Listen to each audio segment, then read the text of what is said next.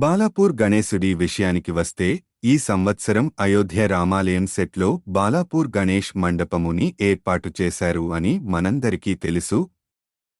లడ్డు వేలం అంటే అందరికీ గుర్తుకు వచ్చేది బాలాపూర్ గణేశుడి లడ్డు. రికార్డు ధర పలికిన బాలాపూర్ గణేశుడి లడ్డు. స్థానికుడైన కొలను శంకర్ రెడ్డి గారు 30,01,000 రూపాయలకు బాలాపూర్ గణేష్ లడ్డూను దక్కించుకున్నారు.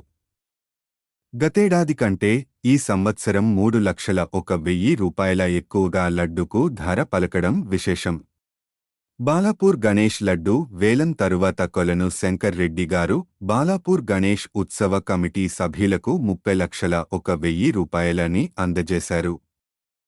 ప్రారంభంలో 1,116తో లడ్డు వేలం కాగా పోటాపోటీగా సాగిన లడ్డు వేలంలో కొలను శంకర్ రెడ్డి గారు లడ్డును దక్కించుకున్నారు.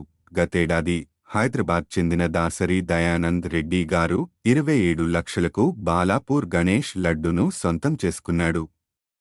కాగా ఈ సంవత్సరంతో బాలాపూర్ గణేష్ లడ్డు వేలంపాట 30 ఏళ్లు పూర్తి చేసుకుంది.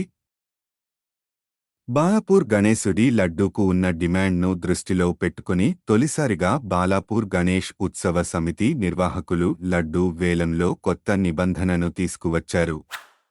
లడ్డూ వేలంలో పాల్గొనే ఆసక్తి ఉన్నవారు ముందుగానే డబ్బును డిపాజిట్ చేయాలని నిబంధనను పెట్టారు.